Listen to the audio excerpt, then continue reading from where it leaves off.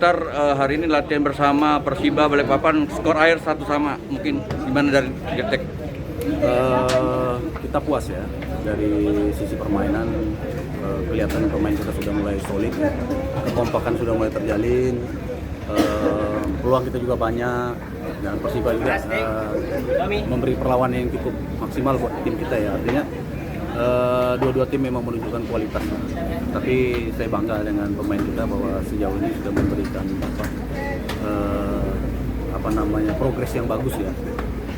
Semua bekerja keras dan pemain-pemain kita memang organisasi bermain bagus. Tadi saya bilang di awal bahwa peluang kita juga banyak. Artinya memang ini mudah-mudahan terus sampai dengan kompetisi bergulir hal ini bisa dipertahankan.